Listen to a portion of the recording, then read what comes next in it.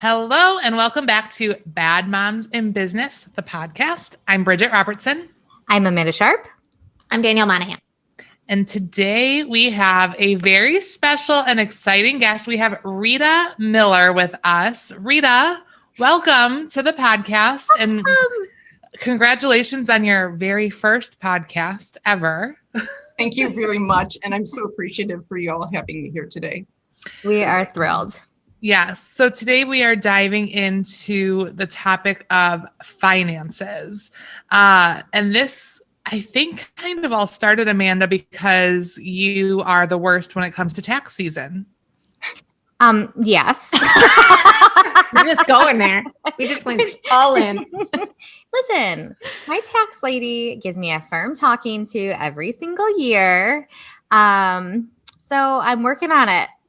I don't mean the worst as far as like payments or anything like that. I just mean in general, tax time is the bane of your existence. It is. I stress about it the entire year. Well, and just finances in general. I just hate them, and it's just something that I don't love. So Rita, help me love finances. Yeah. That could be tough. If you don't have a natural love for numbers and finance, that could be a little challenging. This is true. Nada. Let me give you a little full disclosure. I love doing taxes and I love helping people with their finances, but I generally file my tax return on April 15th. Yeah. Oh, great. Interesting. I love doing other people's. I do not like doing my own. So I understand when people don't like it and they put it off. Oh my goodness, that's so fantastic. Doesn't that make you feel better? It does, because we were talking during tax season. It was a little extended this year, and I was like, I need to get an appointment. And Bridgette was like, Amanda, you do realize like it was like whatever, like it was like 5 days away. Yeah, it was, and I was like, yeah, I guess so. It'll be fine. It'll be fine. And it happened to be okay. And, this year especially, it was much better than I had anticipated. So here I worried for like the first half of the year for nothing. So had I just done it, I wouldn't have had any of that worrying. I'm so the type of person that like the second I can get my taxes done, because I do worry about stuff like that. Like I just want to get it done and over with. Like, let's just do it. As soon as I can get my taxes done, I'm going to do it. Don't want to stress. Well, I'm excited for today's conversation because I feel like sometimes as women, we might not know the ins and outs of even our own personal finances. I think a lot of traditional households might take the stance that the husband is the one paying the bills. The husband is the one in charge of money. Not in my house, but in some houses. And so Rita, I'm wondering if you see that it is still, even in 2021, is it more traditionally that the men are taking the role of being the main finance person of the household, or are you seeing that the women are taking that role over more? I see it as really mixed. I would say with all the people I work with, it's about half and half. Okay. So I work with people with their taxes. So I see about half the women are the ones that I'm interacting with the most, getting their information and things like that. And then on the flip side, the financial coaching side, when I'm working with people, on their money habits and things like that, it's also about 50-50. So about half the time it's the women coming to me saying, I'm so frustrated, this just isn't working or whatever, we can't manage our money. And then about half the time it's the husbands. So it just, I'd say it's pretty equal. Interesting. That's encouraging. So you mentioned the coaching aspect and that you also do taxes. So explain like the overall like picture of what your business as Rita Miller is. So that way we really understand the depth of your expertise. All right. So I am a CPA and I'm self-employed. And I have kind of a unique arrangement. So I do tax consulting for people as a contractor. I also do contract work for a firm in downtown Ann Arbor for taxes. So that's usually where I do most of my tax preparation. And then the other side of it is the financial coaching. And that's working with pretty much anybody, 18 up to, I've worked with 70, 80-year-olds on just helping them figure out what the obstacles are in their life that are preventing them from getting to where they want to be in this dream life that they envision. Everybody seems to know what it takes to do well financially, right? It's just like dieting. You need to spend less money, maybe earn more, save more money, right? We all know that. Yep. But doing it into action, that's the trouble. Just like dieting, eat less, exercise more. And yet, many of us, most of us, we just can't do it on our own. So that's what I help people with.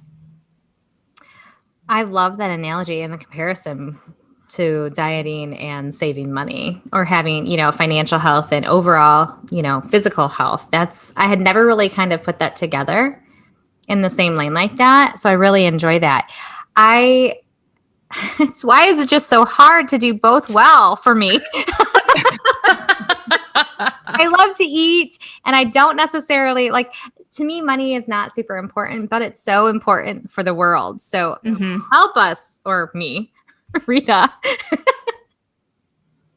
It's hard because we all have habits that we've developed through an entire lifetime. Whatever it is, we are all unique. We all have these individual experiences, our upbringing, our current income situation, things that may have been not even within our control that's happened to us over our lifetime. And that all feeds into our habits, our behaviors, things we do, things we don't do, just like anything else in our lives. And money is no exception. And then if you're married or in a relationship, now you've got two people with all of this background and history, and then you're trying to combine that and then come up with some kind of a unified front. It's not easy. But part of the problem is, in order to go forward, just like trying to lose weight or becoming more fit, you have to know where you want to go. And I think that's where a lot of people get stopped up. It's not enough to say, I want to be thin. It's not enough to say, I want to save enough for retirement. You need to really dig deep into that. Like, where do I want to go? What does that actually look like? So if I want to save for retirement, what is my retirement going to be? When I look in the future, what do I see my husband and I doing? Will we be relaxing? Will we be spending time with our grandkids? Will we be traveling? What do our actual days look like? And then you work backwards to figure out what it's going to take to support that.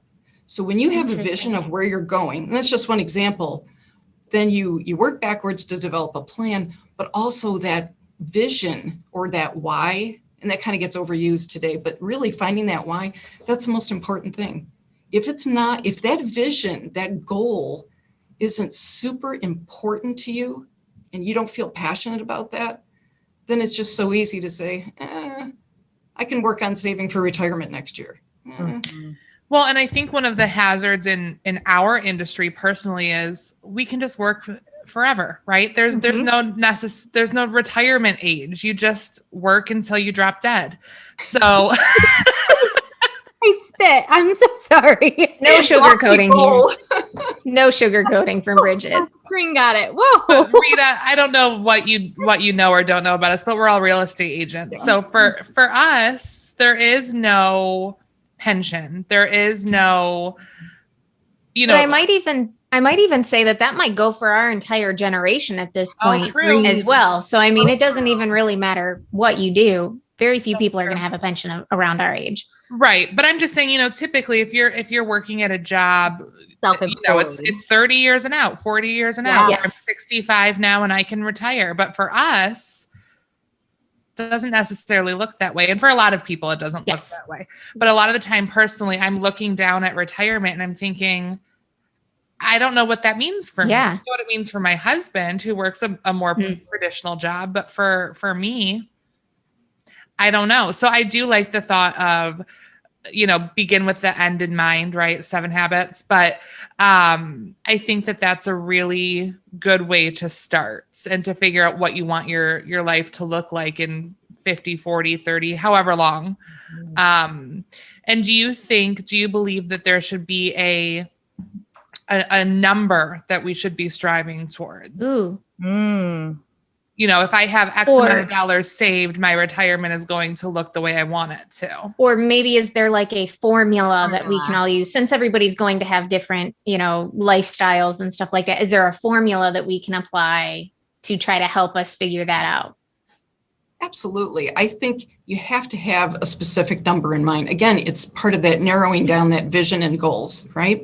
And that looks different for every single person. Now, as far as a calculation goes, there are so many online calculators. They're all a little different though. So it's worth it if you go online and do that, is to do maybe 2, 3, 5 of those. Because they all seem to come up with a little bit different of a number, because there are a lot of assumptions with interest rates. So in different factors, some of them will ask, do you want to travel in the future?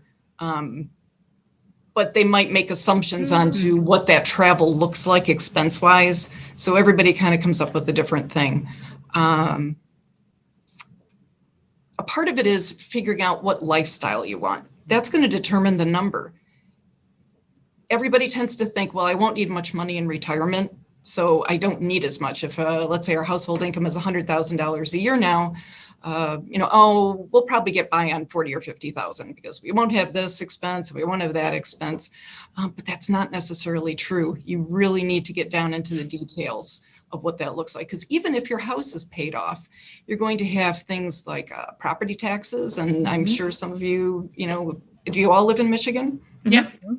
Yeah. So in Michigan, we have pretty high property taxes. So even with a paid off home, or let's say you're in a condominium, you've got the property taxes, you've got HOA fees. That's all a significant part of the budget. If you decide you want to do traveling, or you want a second home somewhere down Florida, that's going to cost more money. Those are just all really big factors. And then the other one that's they keep talking about more, it's healthcare. At least we don't know where healthcare is going, but assuming it stays similar to the model we have now, it's going to be very, very expensive. That's potentially going to be as much or more than whatever mortgage payment you have now that you won't have later. We're going to work just to stay alive. That's yikes. I didn't even think about insurance. That was like the farthest thing from my mind when we started this conversation. Yeah, and if I just add to that, the idea, which something I didn't realize until a couple of years ago, is the idea of that 65, I'm on Medicare. Well, Medicare costs money too. Yeah. So when I see all my clients, how much is being deducted from their Social Security payments for Medicare, and then they add in the prescription coverage, which is not automatic, and then they add in the supplement, which almost everybody has to pay for. Before you know it, $400, $600, $800 a month, they're paying just for their insurance premiums in retirement. Wow. So I guess for someone such as myself, I know Bridgette and Danielle and a lot of other people are buttoned up a little bit. When you're self-employed, I mean, one of the last things you do is maybe to contribute to your retirement, because it's something that you have to actively search out. It's not something that your company just has it already situated that you just sign up for. It's one that you have to actually call somebody and get it situated. And that can be a very daunting task. So at what point are you not too old to be able to catch up, if you get my drift? Amanda's saying, is 40 too old to start? Listen, I'm going to be 40 this month. How am I looking? You are never too old, except maybe when you're in your 80s and you're actually retired. Then at that point, with the law, you can't really set aside money, at least in retirement accounts, but you're never really too old. So I'll give you a personal example, just that through a lot of life changes for me, I ended up starting over in my 50s. I had been a professional for a number of years and then gave a lot of that up to stay home with my kids. I homeschooled my kids for a long time, 15 years. Wow. And then in my 50s, faced with starting over again. And again, it's a catch-up situation, but it can be done.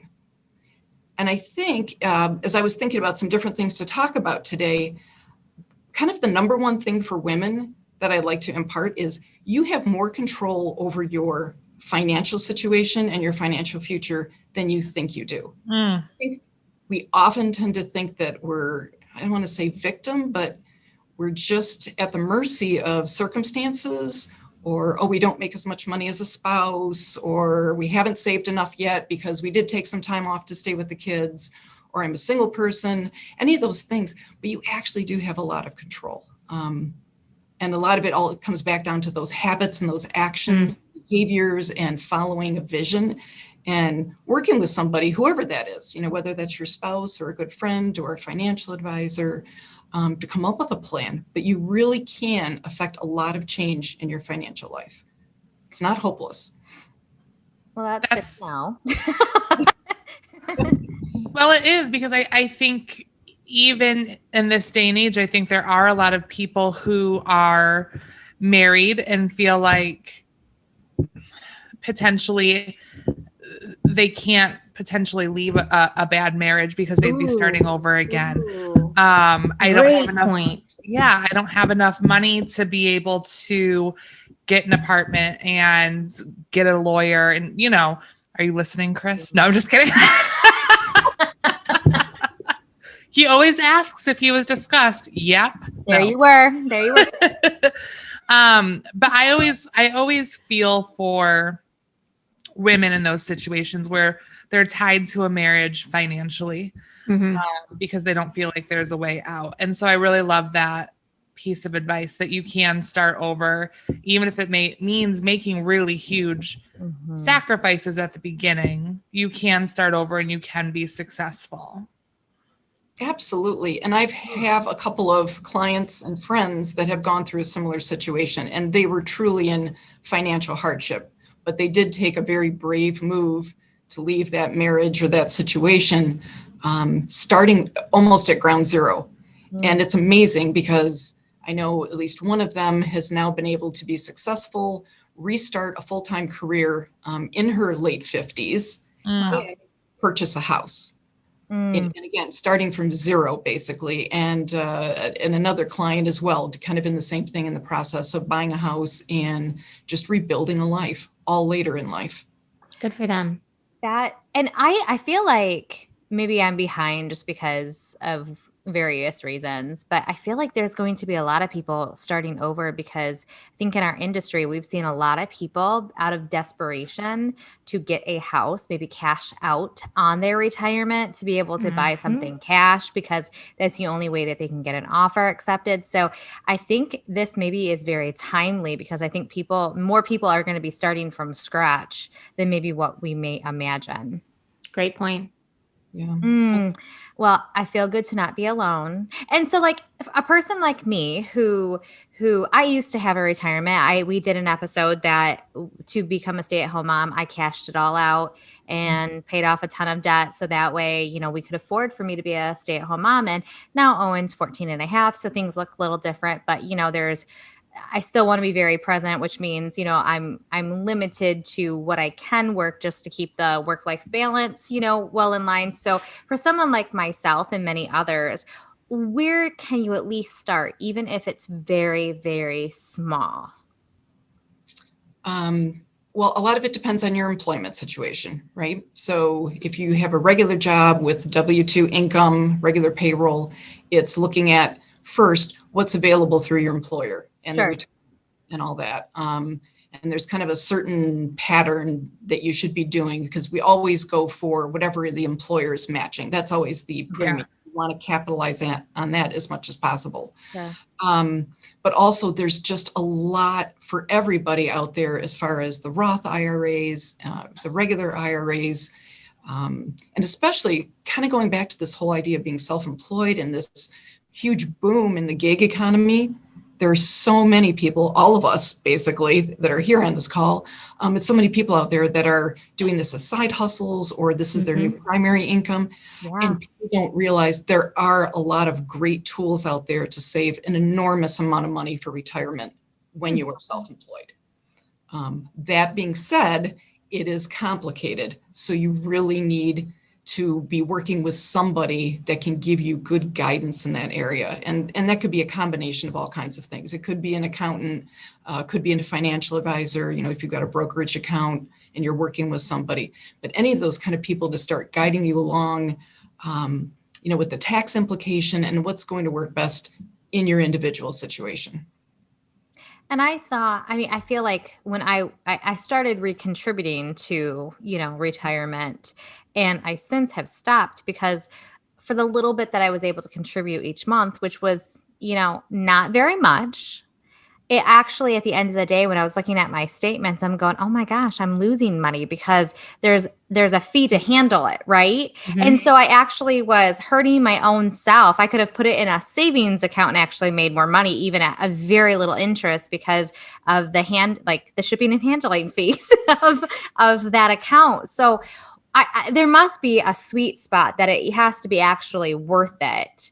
To put in a certain value. And if not, if you can't find that say $200 a month to make it worth it, what is a backup that would allow you to maybe make some money, but not have those fees that basically take away any momentum that you have? Well, I think the actual answer to the question is finding the right vehicles that don't have those kinds of fees. So I think maybe it could be in your situation that there were better options, same kind of investments or same kind of funds, but maybe just wherever you were at, the fees were just too high, because that really shouldn't happen. Unless it was two different companies too. Really? At the end of the day, yeah. And I mean, it was like let's be honest, we air our dirty laundry all the time, but it was only $100 a month. But I'm like, hey, it's something. And so at the end of the day, it was $1,200 a year. And truly, it wasn't even a matter of the market doing poorly. It was a matter of the fees were just more than, and I go, oh my gosh, I seriously could have made more money just in interest in a savings account. So yeah. I suppose I do maybe just need to do a little bit more digging and find a product that isn't as steep. And I can't even say it was a steep handling fee. It just wasn't. If the market isn't great and you're not getting a ton of gain, it's not even helping off balance the fees to have that account open. And of course, I mean, I expect people to get paid for handling my money. I mean, it's not like I want it to be done for free, but that's the part that you can go, that's really discouraging when you're trying to just do a little and you just go, man, it's not getting me anywhere. It's actually making me lose money, but not because of the market. Yeah, I think you could find that if you looked around or could work with somebody, maybe a different financial person, different financial advisor, that they might be able to find you some better products. There are just so many out there as far as no load, heavy front load mutual funds, things like that. And so sometimes people, when they're doing these huge upfront fee mutual funds, that's what happens in the first couple. So that can be really hard. And so I also see the marketplace is shifting away from that because people are becoming more aware of this. Oh my gosh, I put my money in, I'm not getting anything and I've lost money. This is ridiculous. And in the meantime, whoever's handling my money, they're making a profit. Yeah, they're going on vacation. Yeah. Again, I don't want anyone to work for free, but I go, well, I guess I should be putting that money in stock myself and just rolling the dice. Because at least the shares are the shares. Which is also why there's such a proliferation of people using places like Schwab and Vanguard, Fidelity, Robinhood trading apps and things like that. I got on there. Did you? I'm not addicted because it's not like I have a lot of pennies to spare, but it's really fun. I'm feeling not that person. But you know what, Rita? This is the thing. That's given me a little taste of what it's like to like money. Because whatever works for you. So that could be the tool that I needed to go, oh my gosh, maybe saving money can be fun. It can be more of a game. Interesting. Well, I dig it then. I'm just a mess, Rita.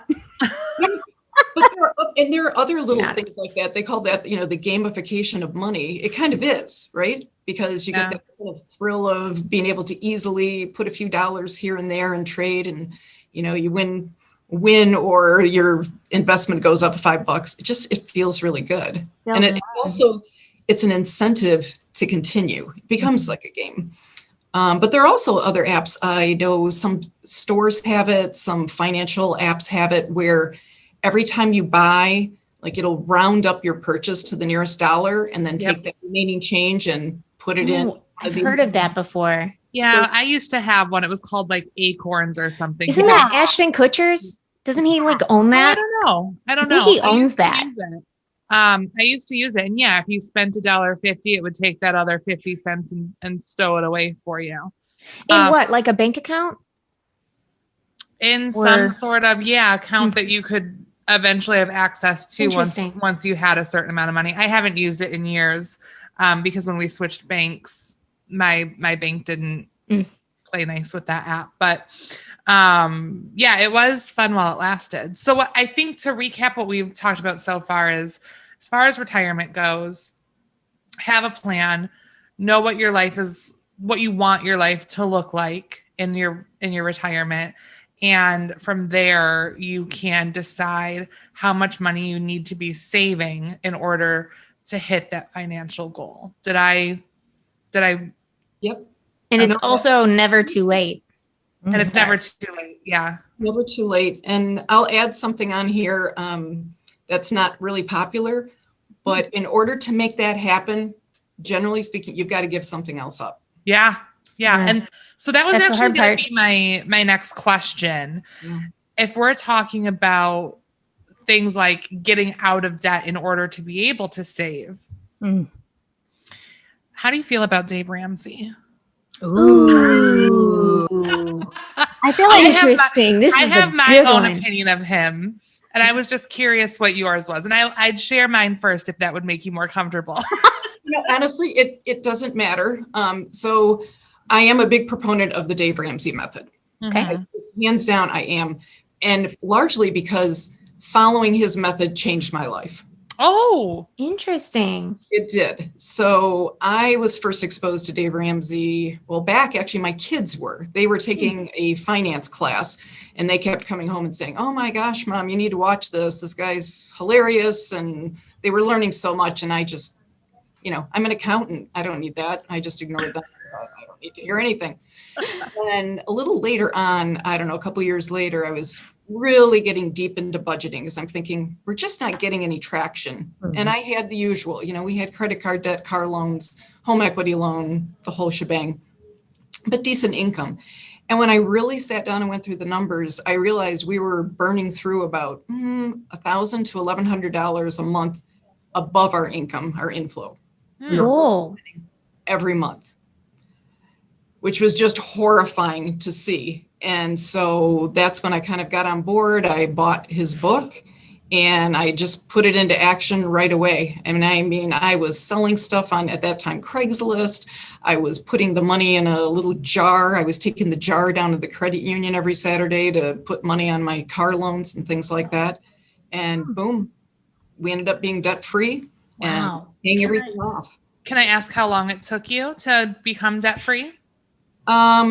That took about a year. Wow. Not including the house. The house came later. For sure. Sure.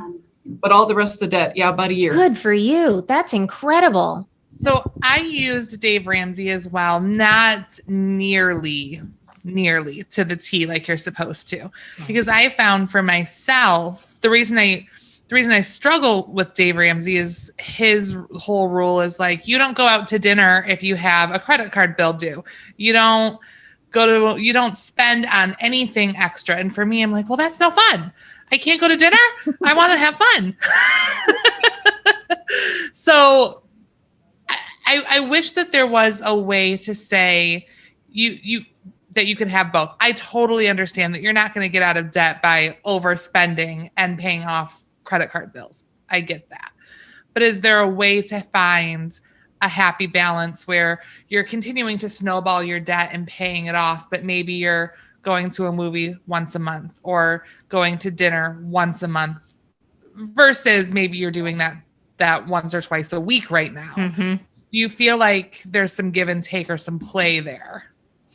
Well, there can be. I think it's really just based on your pain points. So where are you at financially?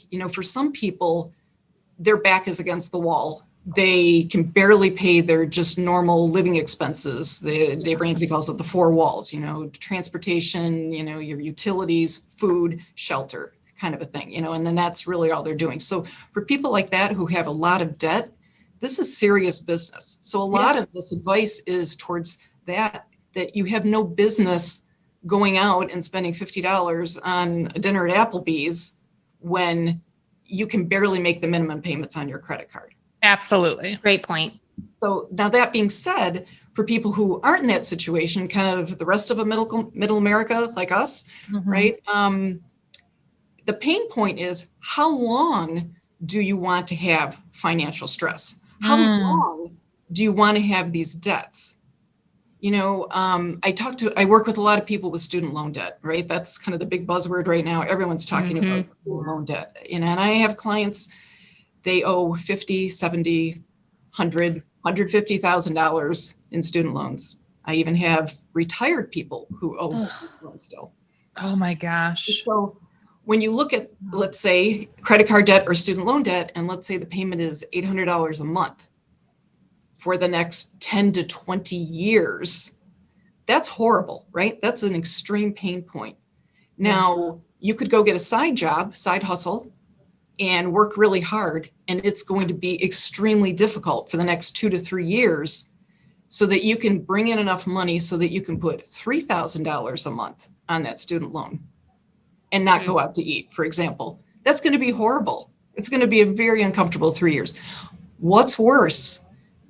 Doing that kind of pull the Band-Aid off, hard work for 3 years, or paying $800 a month for 20 years. Wow. It's so true. And Rita and I, how we met was with Jeff at his coaching thing that he did for us. And it was the biggest takeaway from that particular, summit was choose your hard. Choose your hard. Working like crazy to pay off debt is hard, but so is having debt. That's hard. Which hard is worse? And then choose the route that you want to go. So I think that's super, super great advice, Rita. It's short-term pain, but for overall gain. And not everyone's in the position to do that. But if you are, and that's where I really enjoy Dave Ramsey. I think his heart is in the right place for trying to get people to be financially very independent. And his whole thing is, what is it, with gazelle-like intensity? And that's what he's meaning by it. It's like, you know what, do what you got to do to get out of debt, like right now. But I worry that it also sometimes oversteps on other very, very important things that aren't necessarily money related. So that's my thoughts on Dave Ramsey. I think, to Bridgette's point, I think there's a way to marry both worlds. Just stop putting credit card debt is the first step, right? And while it might take 4 years to pay it down, it's not going to get any worse. So if you can stop it, I think that's at least a good place to start. But that doesn't make you wealthy. So that's why we have Rita here. Yeah. How do I get rich quick, Rita? That's why you're really here, Rita. Secrets.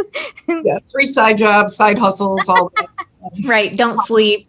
Just work. But, I'd also like to go back to the idea of, paying off debt is hard, but having debt is hard. I think for most of us, though, it's beyond having debt. What we're really saying when we have debt, and why this even comes up, is financial stress and insecurity. I mean, isn't that really the root of it? It's, I've got debt. And if you have debt and it doesn't bother you and it doesn't stress you out, you probably don't have a strong why to pay it off. It's that stress and that insecurity is what's driving people to make the change. True. So when you're saying choose the hard, you're also comparing the hardness of paying off the debt to the emotional feelings of what you're dealing with when it's hard to pay bills, or when you and your spouse are working so hard and you feel like you don't have anything to show for it. Absolutely. Absolutely. And I want to go back to when you were speaking to your coaching, you said that you had people as young as 18 that you help. Give us an idea of what that looks like, because Owen, like I said, is 14 and a half. He's getting near that. And I really do want him to have, and I believe he has a pretty strong foundation as far as what money should look like, what it looks like, the power of money and all of that type of stuff. What are some tips that we can maybe start sharing with our children to just kind of give them a really good foundation, especially someone who's well on his way to 18? Well, I think it's probably 2 main things. One, what are their financial habits right now? So let's say they're 17, 18, 19, either due to, their upbringing or what you've imparted with them. Do they have good habits to start with, or do they have habits they need to work on? So that's kind of the first level. is making sure they've got good habits and practices and kind of a vision of how to manage their money going forward. And then part of that is that, just like for all of us that are older, that visioning process. So for them, it's not so much retirement, but it's envisioning, well, what are they planning on doing for school? Where do they see themselves at age 25 or 30? Where do they see themselves in relationships? Are they thinking they probably want to get married, in the first 10 years or not? And it's all changeable, right? We know when we're kids, nothing ever turns out like we plan. We all have this great vision, I'm going to go to school and I'm going to learn this, and this is what I'll do till I die. And that hardly ever happens. Right. But at least, again, having that vision gives you some direction and a strong motivation. A why is motivation. I like that. Good habits and things. And then for people in that age range, the big one, it's education and student loans and paying for college.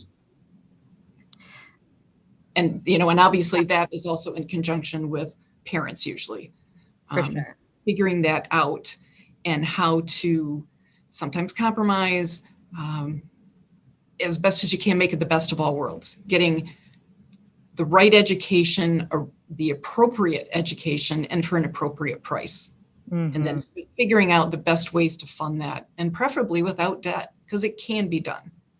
Absolutely. I think as a society, at least what you hear in the media is that, we must have all the student loan debt, and we're all kind of victims of the system. And that could be a little bit true. But again, going back to you have more control over your future, your financial future, than you think you do. And as far as savings go with somebody that age, is there a percent, a rule of thumb that, you make X amount, this percent should go to savings, and then the rest is just whatever? There is and there isn't. So I think having some kind of a plan in place is the best way. And that's a lifelong habit that will take you forever. And that'll be a good foundational habit for wherever you are. It's really up to you as far as percentage. I have seen so many different models from different finance gurus, Susie Orman and all these, that I don't know if one is better than another, but something, right? I've heard of people doing thirds. I've heard of people doing thirds. A third you spend, a third you save, a third you go to charity. Some people are, 10% to charity or a cause, at least when you're a kid. 60% towards savings, and then 30% for spending. I think part of that's just, your own personal values, your family, those priorities, what's important to you. Well, and I would think too, what your income is, because for some people hearing 60% you save, they're like, we don't have 60% to save. What do you mean? What are you talking about, Rita? 60%? My bills are over that. Right. Yeah, I'm talking mostly for the kids. For sure. Yeah. For sure. At 15 years old, you don't have a lot of expenses. And I think left to your own devices, especially when you're a kid, wow, you get that first paycheck and you get that, $160 pay. There's a temptation to spend it all on something that's probably going to be gone in a day, going out or some kind of entertainment or food. So always having at least some kind of a percentage that is just non-negotiable. Go ahead. I really want to implement that now. You know what I mean? If it's, he's really good. And the thing is, like, he just kind of naturally saves, especially now, because he doesn't, what is he supposed to spend it on? He's coming out of a year of like, we didn't go anywhere. So it kind of was natural this past year, because out of necessity almost, just because there wasn't really a place besides some online gaming stuff. But moving forward, I think it's good that it's just your plan, but have a plan. I think that's easily put. I like it. Something I wanted to kind of go back to also, this idea of having control over the money, that it's so often, actually almost all the time, except for people who truly have little to no income, it's not the money, it's the behavior and habits.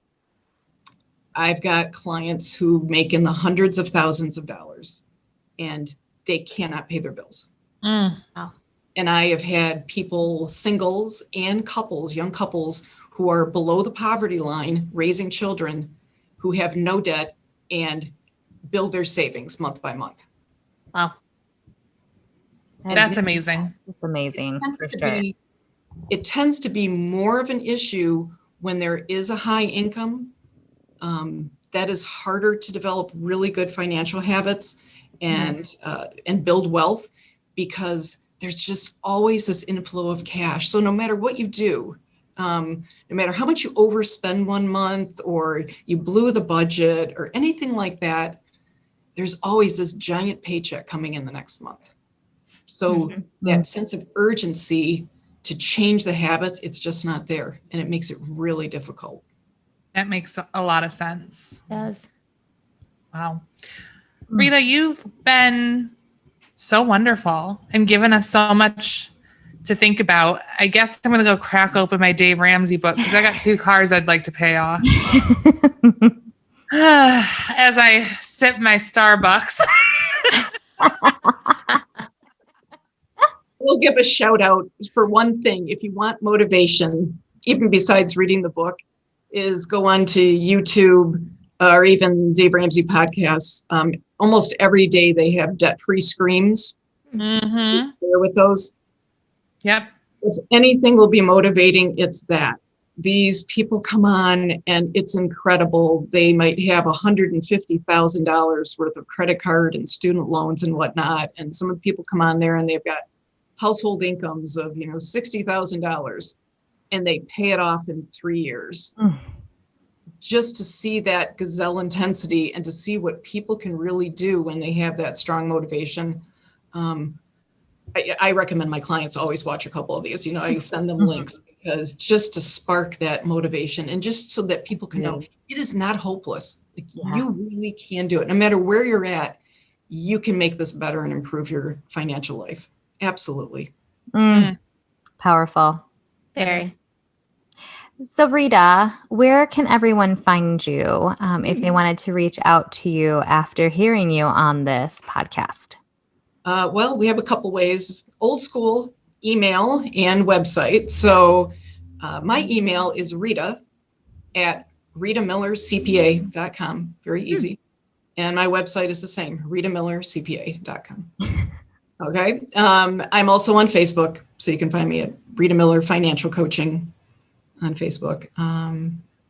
But yeah, just especially reach out over through the website or an email, and pretty much anybody who wants to talk to me, I automatically give a complimentary consultation, and we basically sit down just like this for about a half hour, talk about your situation and just see what looks best, like what makes most sense for you moving forward and what kind of a plan would really help you get exactly to where you want to go. Excellent. I love that it's looking into the future and kind of going backwards. I think that just makes a lot of sense. It does. Well, Rita, thank you so much for joining us today. You have been so insightful. I mean, never been on a podcast before. Knocked it out of the park. Killed it. We appreciate you so, so much. And again, we'll have all of your information in our show notes for anybody who would like to reach out to you directly. And I think, do we have a B this week? Anybody? Oh no, I don't know. I don't know. I feel like I want to say like it's never too late to start, but I can't condense that into a be something. Like, be not afraid to start later in life. Be not afraid. Sounds like a Bible verse. That's perfect. Here. Be not afraid. There you have it. Be not afraid. I love it. All right, I'm writing it down, guys. I'm writing it down. All right. Well, thank you so much for joining us for another episode of Bad Moms in Business, and we will see you next week. Bye, guys. Everyone. Bye.